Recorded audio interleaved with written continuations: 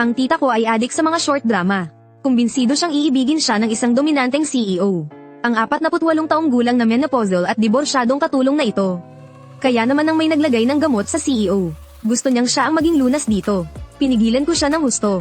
Lumuhad at nagmakaawa pa ako sa kanya. Para lang talikuran niya ang kabal-iwang ideya na iyon. Pero hindi ko inasahan, kinabukasan. Isang 50 taong gulang na babae ang tumulong sa CEO na alisin ang epekto ng gamot. At ang CEO, pinakasalan pa talaga ang babaeng iyon. Sa tindi ng galit ng tita ko, nilinlang niya ako para pumunta sa isang mataas na gusali. At noong hindi ako nakatingin, itinulak niya ako.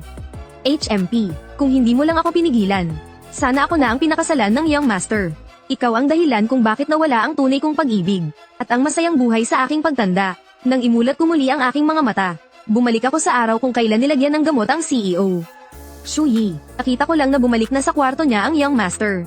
Mukhang may naglagay ng gamot sa kanya. Nagtatago siya ngayon at labis na nahihirapan. Kailangan kong maunahan yung taong naglagay ng gamot, bago pa siya makalapit para ako ang maging lunas niya. Siguradong iibigin ako ng young master. Mula ngayon, ako na ang magiging ginang ng pamamahay na ito. Habang pinakikinggan ko ang nasasabik na boses ng aking tita, nawala ang sakit at pakiramdam na nasasakal sa buong katawan ko. Ang malabo kong paningin ay napako sa mamantikang mukha ng aking tita. Sa nakaraan kong buhay, alam na alam kong napakakomplikado ng mundo ng mayayaman. Hindi ito para sa mga ordinaryong taong tulad natin na basta nalang aasa. Kaya naman lumuhad ako para pigilan ang tita ko. Nagmakaawa akong huwag siyang tumuloy. Pero hindi ko inasahan na hindi niya lang naintindihan ang mabuti kong hangarin, kundi ako pa ang kanyang ipinahamak. Sa buhay na ito, pagbibigyan ko siya sa kanyang pangarap na maging mayaman. Anong klaseng tingin yan? Hindi mo naman siguro ako pipigilan, di ba? Nakangiti kong sinabi, sige po, tita ituloy niyo yan. Habulin mo na ang tunay mong pag-ibig at ang masaya mong pagtanda. Hinding-hindi ka pipigilan ng pamangkin mo. Hehe, tunay kang ang mabuting pamangkin ng tita mo. Pinanood ko siyang pumasok sa kwarto ni Fusin Ian. Sinaktohan ko ang oras, at tumakbo ako pababa sa handaan para magsumbong at umiyak kay Ginang Fu. Ginang Fu. Nawawala po si tita. Sobra po akong nag-aalala sa kanya. Nagulat ang mga bisita sa paligid dahil sa pag-iyak ko. May nakakita po ba sa tita ko? Mas maliit po siya sa akin ng isang ulo. Yung katulong na nasa mga 40 anyos pinandilitan ako ni Ginang Fu. Sinaman ako ng tingin ni Ginang Fu. Bamulong siya sa mayordomo. HMP, inalagaan pa kasi. Sakit lang talaga sa ulo ang matandang yaya na yan, sige na, tulungan mo na siyang maghanap. Sumama ang mga bisita sa akin at sa mayordomo sa paghahanap. Hinalugog na namin ang lahat ng lugar pero hindi siya makita. Sa huli, napadpad ang lahat sa labas ng pinto ng kwarto ni Fusin Ian. Ang marinig sa kwarto, ang mga tunog na talagang nakakapamula ng mukha. Naging kakaiba ang ekspresyon ng bawat isa. Pinandilitan ako ni Ginang Fu, sabi niya, baka may nagkamali lang ng pasok na kwarto. Paanong makakasama ng anak ko ang isang matandang katulong? HMP, katawa-tawa. Pero nahalughog na po namin ang lahat ng lugar. Baka naman po lumabas si tita. Gusto na lang akong paalisin kaagad ni Ginang Fu. HMP, sinong nakakaalam? Lumabas ka at doon ka maghanap. Sinunod ko siya. Tumakbo ako palabas ng pinto at dumiretso sa pagtawag ng pulis. Hindi pa rin umaalis ang mga bisita. Lahat sila gustong manatili para manood ng eskandalo. Pagdating ng mga pulis, hindi man lang nila hinalughog ang kwarto. Dumiretso sila sa pag-check ng CCTV ng bahay. Lahat ng bisita ay sumunod, kunwari nag-aalala. Nang makita ng lahat si Fusin Ian na pasuray-suray na pumasok sa kwarto. At si tita naman ay kumatok sa pinto dala ang sabaw para sa hangover. Tapos ay bigla na lang siyang marahas na hinayla papasok. Hindi na may pinta ang mga mukha nila. Si Ginang Fu naman, para siyang nakalunok ng ipis. Sinaman niya ako ng tingin. Kinurot ko ang hita ko at humagulgol, Ginang Fu. Kailangan niyo pong bigyan ng hustisya si tita. Naikayan ni Senora Fu ang kanyang mga kamao. Kung hindi lang talaga maraming tao sa paligid. Kanina pa sana lumipad ang sampal niya. Ngayong umabot na sa ganito ang sitwasyon. Tuluyan ng kumapit ng husto si tita sa pamilya Fu. Dati, tuwing sinusubukan siyang sisantehin, lumuluhod siya sa harap ni Senora Fu. At nag-iinarte na wala na raw kaming matutuluyan ng pamangkin niya. Kaya sana ay ampunin na lang kami ng pamilya Fu. Akala naman ni Senora Fu ay wala na talaga kaming mapupuntahan. Kaya ganoon na lang niya kami kung utos-utusan. Pinapagawa niya sa amin ang mga pinakamabibigat at pinakamaruruming trabaho. Hindi ko na maisip mura ang ganitong klaseng buhay. Ilang beses kong pinakiusapan si tita na mag-resign na. Kahit tumira pa kami sa barong-barong. Magtatrabaho ako habang nag-aaral, kaysa naman araw-araw kaming hinahamak dito. Pero ang sagot lang sa akin ni tita, wala kang alam. Mas nagdusa ang isang babae. Mas madali siyang mapapansin at mamahalin ng CEO. Ito ang unang hakbang para mahanap ko ang true love ko. Ang sarap lang pakinggan sa salita. Pero lahat ng marurumi at mabibigat na trabaho, ipinasa niya sa akin. Ako rin ang laging nakakatikim ng bagbog.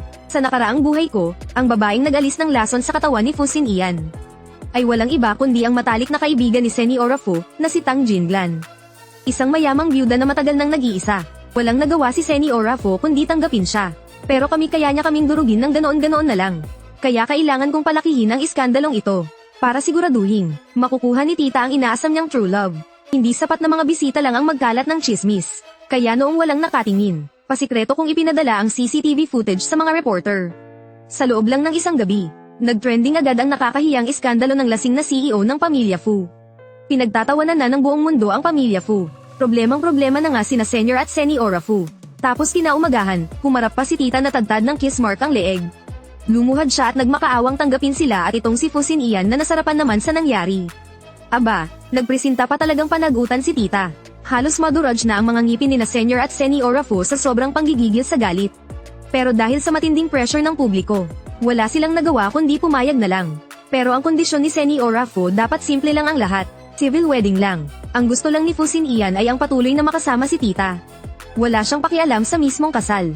Kahit nalabag sa kalooban ni tita, nagkunwari pa rin siyang masunurin. Yumuko siya sa harap ni na Mr. at Mrs. Fu. Basta't makasama ko lang si Xinyan. Wala nang ibang mahalaga. Ma, nangangako po ako, aalagaan at rerespetuhin ko kayo ni Papa. Nang marinig iyon, napatakip ng mukha si Mr. Fu at umiwas ng tingin. Huwag mo kong tawagin Papa. Sumimangot din si Mrs. Fu at suminghal. 2 taon lang yata ang tanda ko sa'yo. Hindi bagay sa akin na tawagin mong Ma. Mula ngayon, tawagin mo na lang akong Ginang. Sige po, Ma. Hinawakan ako ni tita sa isang kamay. At sa kabila naman ay si Fu Xinyan. Shuyi, mula ngayon, tito mo na si Xinyan. At sila ang lolo at lola mo. Dali, batiin mo sila nakatitig sa akin nang may pagkadismaya ang buong pamilya Fu. Ang good news, may supling na ang kaisa-isang tagapagmana ng pamilya. Ang bad news, hindi niya tunay na anak. At 17 anyos na ang edad. ESK itong si tita, ang tanga. Napilitan lang silang tanggapin siya. Pero hindi nila ako tatanggapin. Kaya sinabi ko ng maayos. Yung dati na lang pong itatawag ko sa kanila. Sanay na po ako roon. Suminghal ng malamig si Mrs. Fu. Mas may isip pa pala ang pamangkin kaysa sa tita niya. Pero hindi nagtagal. Wala sa lugar kong sinabi na gusto ko rin dito na tumira. Nang marinig yun, sa galit ni Mrs. Fu ay napahampas siya sa mesa. Sapat ng kaiyahiya na pinakasalan ni Xinyan ang tita mo. Tapos sasama ka pa. Gusto mo bang ilubog sa kahihiyan ang buong pamilya Fu? Sinubukan ko siyang kausapin ng mahinahon. Ginang, tinanggap niyo na po si tita. Kung itatapon niyo ko pabalik sa probinsya at pababayaan, pag-uusapan pa rin kayo ng mga tao. Pero kung tatanggapin ninyo ako, at ililipat sa pinakamagandang pribadong eskwelahan, makikita ng lahat ang kabutihang loob ng pamilya Fu. Ipagsasabi ko rin po sa lahat ng mga kaklase kong anak mayaman. Kung gaano po kayo kabuti ni Mr. Fu, malaking tulong po yun para sa mga magiging partnership ng pamilya Fu sa ibang mga pamilya. Nagkatinginan si Mrs. Fu at Mr. Fu. Matapos mag-isip sandali, umango na rin sila bilang pagsang-ayon. Wow, kailan ka pa naging ganyan katalino? Naisip mo pang ilipat ang mga papeles mo sa pamilya Fu. At nakumbinsi mo pa silang ilipat ka sa isang exclusive school. Pilit akong ngumiti. Kung hindi ako didiscard, matagal mo na kong itinaboy. Winasiwas ni tita ang kanyang kamay. Ano ka ba? Ang plano ko talaga, kukuha muna kami ng marriage certificate. Tapos kakausapin ko si Xinyan. Para ihanap ka ng trabaho bilang katulong sa bahay ng mga Fu. Para mas madali rin kitang maalagan. Hindi ko naman inasahan na ganyan ka pala katuso. Naayos mo pa yung paglipat ng mga papeles mo. Kaya dapat, tumano ka ng utang na loob sakin. Kung hindi dahil sakin, hindi mo mararanasan ang ganitong kaginhawaan. Naiintindihan mo, ngumiti lang ako, pero malamig ang tingin ng mga mata ko. Opo, tita, makakaasa po kayo, susuklian ko ang lahat ng ginawa nyo. Ilang minuto lang sana ang kailangan. Pero ang pag-asikaso ng papeles para sa paglipat mula sa ibang probinsya ay aabutin ng 1 buwan. Saka lang masikaso ang paglipat ko ng eskwelahan kapag naayos na ang mga papeles. Wala namang pakialam sa akin ang tita ko. Pamaling lang siya ulit kay Fu Xinyan at nagpatuloy sa kalandian nila. Kaya kinuha ko na lang ang bag ko at pumasok sa eskwela. Nakita ng mga guro at kaklase ko yung nag-trending sa social media. Sa harap ko, kunwari naaawa sila sa akin. Pero sa talikuran, pinagtatawanan na pala nila ako. Hindi ako nagpaapekto. Nag-focus ako sa pakikinig sa klase. Kapag may hindi ako maintindihan, hinahabol ko pa ang guro para magtanong.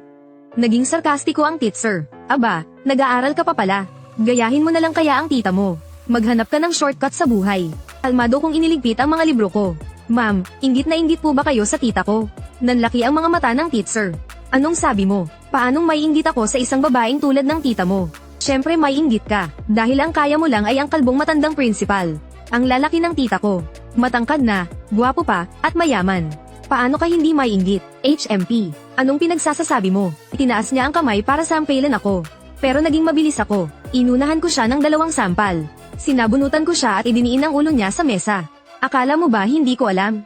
Na tuwing hinahatid ka ng principal sa trabaho, palagi kang bumababa sa kanto malapit sa eskwelahan. Ilang beses ko na yung nakita. Galing ka na nga sa hirap. Gumamit ka pa ng katawan para umangat sa buhay. Tapos minamaliit mo pa ang mga batang mahihirap. Hinahayaan mo lang kaming i-bully ng mga anak mayaman.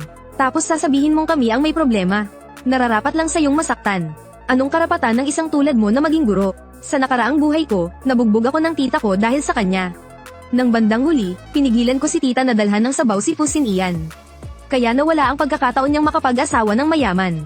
Dahil doon, inisip niyang ayaw ko siyang umasenso. Sa huli, walang awa niya akong ibinente sa Northern Myanmar. Malakas niya akong itinulak. Sinamantala ko ang pagkakataon para makasabunot ng buhok niya. HMP, humanda ka sa akin. At tumakbo siya palabas ng opisina. Alam kong pupuntahan niya ang principal para magsumbong. At siguradong ipapatawag niya ang mga magulang ko. Umalis ako at iniwasan ang mga CCTV sa school. Tumakbo ako papunta sa rooftop. Itinali ko ang cellphone ko sa isang kawayan. At inabot yun sa bintana ng opisina ng principal para kumuha ng video. 121 kahit malabo ang kuha. 121 MW kitang-kita pa rin ang pagiging malapit ng principal at ng teacher. Nagmadali akong bumalik sa opisina. Ginamit ko ang computer ng teacher para i-upload ang video sa school forum. Nang dumating ang tita ko sakay ng sports car, saktong dumating din ang asawa ng principal. Magkasunod silang pumasok sa opisina. Inakala pa ng tita ko na isa rin siyang magulang. Tinabihan ko siya, HMP. Ang mga bata ngayon, sobrang sakit sa ulo. At ang mga guro ngayon, mas lalong sakit sa ulo. Pagpasok sa opisina ng principal, galit na susugod sana si tita. Ang bilis ng asawa ng principal. Mabilis siyang sumugod sa gurong iyon. Agad hinablat ng asawa ng principal ang buhok ng guro, at sinampal siya ng malakas. Gulat na gulat ang principal. Asawa ko, nagkakamali ka. Peke ang video. Huwag kang padalos-dalos. Pero hindi talaga nakinig ang asawa ng principal. Walang tigil siya sa pananampal. Natulala sa takot si tita. Si Pusin Ian na nasa likuran ay nagangat ng tingin. Aliw na aliw sa pinapanood. Pag-ulong kong tinanong si tita, gusto mo ba ng kasal? Natigilan si tita. Kung gusto mo, umiyak ka. Hindi niya alam kung ano ang gagawin ko. Pero sumunod na lang siya at nagsimulang humagulgol. Ipinadinig ko sa kanya ang recording ng guro na iniinsulto siya. Mas lalo siyang lumakas umiyak. Hindi ko akalain na dahil sa akin. Ganito pala ang dinaranas na hirap ng pamangkin ko sa eskwelahan. Ayoko nang mabuhay. Agad na lumapit si Pusin Ian. Shufen, anong nangyayari sa'yo? Ipinadinig ni tita sa kanya ang recording. Sa sobrang galit, ibinato niya ang cellphone ko. HMP, isang guro lang sa ganitong kabulok ang eskwelahan. Paglalakas loob na insultuhan ng babae ni Pusin Ian. Abala ang principal sa pag-awat. Puro kalmo na ang mukha niya. Nang marinig niyang dumating si Pusin Ian, agad siyang lumapit para humingi ng tawad. Sinamantala ko ang pagkakataon para gatungan pa ang apoy. Hindi lang siya, lahat sila pinagtatawanan ka. Sabi nila, duwag daw ang senyorito kayang gumawa pero hindi kayang panagutan. Lalong nag-aapoy sa galit si Pusin Ian. Sa galit, binugbog niya ang principal. Ang gurong iyon ay tumakas mula sa lungsod kinagabihan. Para patunayan ni Pusin Ian na may paninindigan siya. Kinabukasan, inayos niya agad ang residency ko sa syudad. Inilipat ako sa isang elite school. At binilhan pa niya ako ng pinakabagong cellphone bilang pambawi. Kinagabihan, sa rooftop ng isang mamahaling hotel, naghanda si Pusin Ian ng isang engranding marriage proposal. Binigyan din niya si tita ng isang exclusive black card na pangcheo. Nangako siyang bibigyan ito ng kasal na mas engrandi pa kaysa rito. Noong una, ang gusto lang ni Mr. Fu ay i-post sa official website ng kanilang kumpanya ang marriage certificate nilang dalawa, para magbigay ng isang simpleng anunsyo. Pero sinong mag-aakala na itong si Pusin Ian, nadala ng emosyon. At ginawa ang sarili niyang katatawanan. Kaya naging usap-usapan siya sa buong syudad. Kahit mga foreign client ng pamilyang Fu, nakita ang balita, na si Pusin Ian ay nagtapat ng pag-ibig sa isang 48 anyos na babae. At naghalikan sa gitna ng ulan ng mga petals. Kaya naman tumawag pa sila para batiin si Mr. Fu. Biglang tumaas ang presyon ni Mr. Fu. Kaya diretso siyang na-ospital. Bata pa si Sin Ian. Wala pa siyang pinagkatandaan pero ikaw. Sa tanda mong yan, wala ka pa ring pinagkatandaan. Gumawa ka pa ng ganitong kaiyahiyang bagay. Saan na lang namin ilulugar ang mga mukha namin ng ama niya? Hinawakan ni tita ang malaking diamond ring sa daliri niya.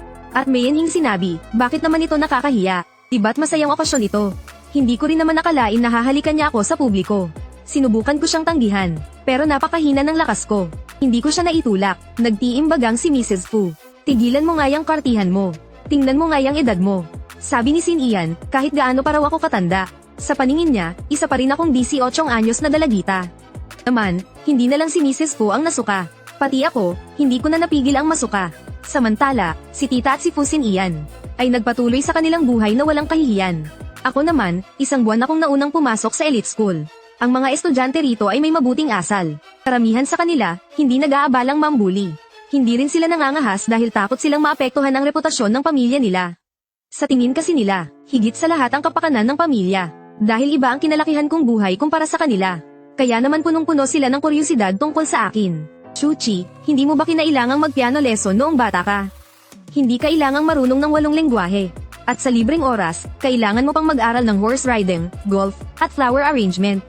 Hindi kailangang kumuha ng posture class. Hindi kailangang sumama sa mga matatanda sa mga social event linggo-linggo. Tuliro akong sumagot ng, oo. Nakakainggit ka naman. Ang inggit sa mga mata nila. Hindi mukhang peke. Alam kong ito ang malaking agwat sa pagitan namin. Pag-uwi ko, hawak ko ang black card na ibinigay ni Fusin Ian kay tita. Nag-swipe ako para kumuha ng mga guro.